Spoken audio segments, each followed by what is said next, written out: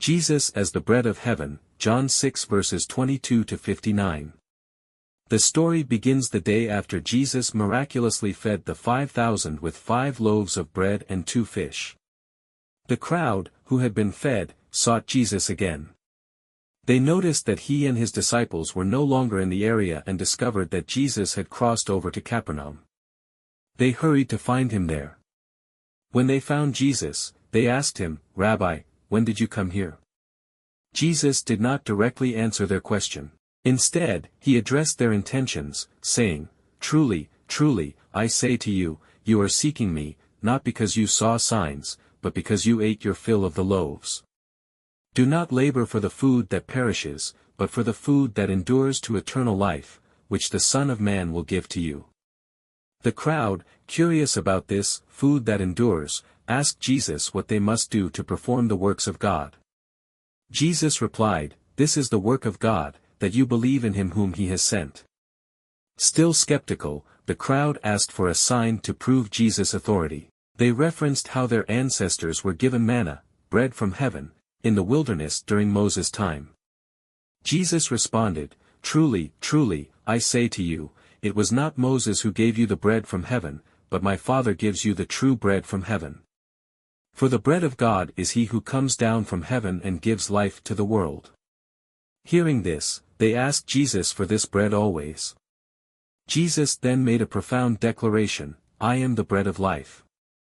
Whoever comes to me shall not hunger, and whoever believes in me shall never thirst." He explained that the manna in the wilderness was temporary and could not provide eternal life. However, he, as the bread from heaven, offered eternal sustenance.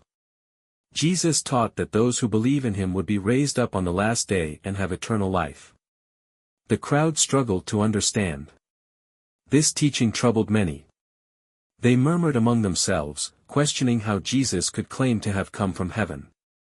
After all, they knew his earthly parents, Joseph and Mary. Jesus responded to their doubt by emphasizing the divine nature of his mission, "No one can come to me unless the Father who sent me draws him. And I will raise him up on the last day.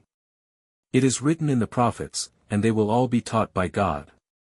Everyone who has heard and learned from the Father comes to me." He continued, making the bold statement, "I am the living bread that came down from heaven. If anyone eats of this bread, he will live forever. And the bread that I will give for the life of the world is my flesh." A call to faith. The crowd was even more confused and offended, asking, "How can this man give us his flesh to eat?" Jesus clarified, using symbolic language to describe the intimate relationship believers must have with him, "Truly, truly, I say to you, unless you eat the flesh of the Son of Man and drink his blood, you have no life in you. Whoever feeds on my flesh and drinks my blood has eternal life, and I will raise him up on the last day." Though these words were difficult to accept, Jesus pointed to their spiritual meaning. He was not speaking of physical bread or literal flesh but of the deep, life-sustaining relationship believers gain through faith in him. His flesh, sacrifice on the cross, and blood, new covenant, symbolize the ultimate provision for eternal life. Reflection. This passage challenges readers to look beyond physical needs and trust in Jesus as the true source of spiritual life. Just as bread sustains the body, faith in Jesus sustains the soul, offering eternal life to those who believe in him.